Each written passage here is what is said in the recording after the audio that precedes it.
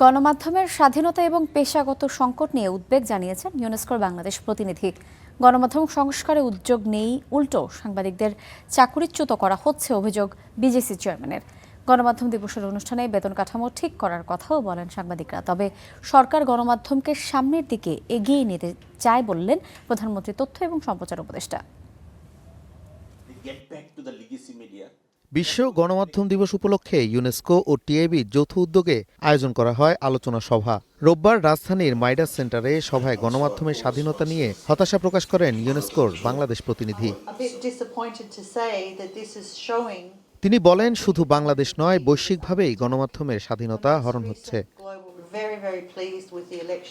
গত জাতীয় নির্বাচনের একটি ইতিবাচক দিক হলো কোনো সাংবাদিক হতাহত হননি, যা একটি উল্লেখযোগ্য সাফল্য।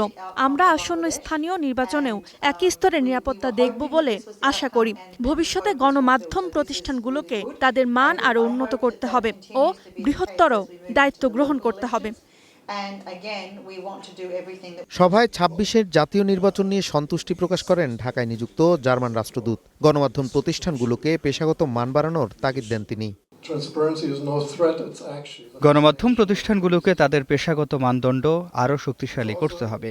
বিশ্বাসযোগ্যতা, জবাবদিহিতা ও পেশাদারিত্ব নিশ্চিত করলেই জনআস্থা বাড়বে এবং বৈশ্বিক পরিমণ্ডলে বাংলাদেশের অবস্থান উন্নত হবে।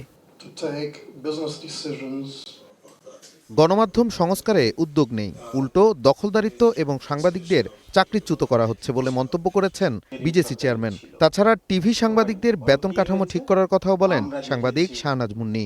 বিভিন্ন গণমাধ্যমে দখল হয়েছে, অনেকের চাকরি গেছে। যে ৩৭টি টেলিভিশনের মধ্যে ২২টি টেলিভিশন নিয়মিত বেতন দিতে পারে না কিংবা দেয় না।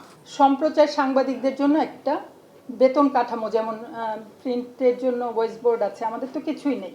সেইটা যদি তৈরি হয়, একটা স্টার্টিং পয়েন্ট কত দিয়ে একজন সাংবাদিক ঢুকবে, সেটাও যদি ঠিক করে দেওয়া হয়, তাহলে সাংবাদিকতা পেশার উৎকর্ষতা সাধিত হবে। বর্তমান সরকার গণমাধ্যমকে সামনের দিকে এগিয়ে নিয়ে যেতে চায়, তবে গণমাধ্যমগুলোকেও পরিবর্তন হতে হবে। তাছাড়া গণমাধ্যম কর্মীদের সরকারকে নিয়ে যে কোনো যৌক্তিক সমালোচনা চালিয়ে নেওয়ার আহ্বান জানান প্রধানমন্ত্রীর তথ্য ও সম্প্রচার উপদেষ্টা।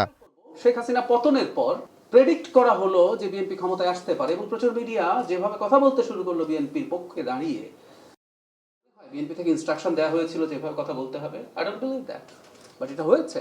সো ডেফিনেশন, পেরিমিটার সব পাল্টে গিয়েছিল। সেই জন্য আমার মনে হয় মিডিয়ারও নিজেদেরও এই জায়গাটায় নিজেদের প্রতি আত্মসমালোচনা এবং আর কি করা দরকার সেভাবে তারা করতে পারবেন।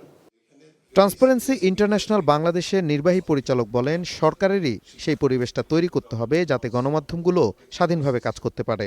এরকম পরিবেশ সৃষ্টি করতে সত্যিকার অর্থে media freedom. Nazmul Hasan, star news, Dhaka.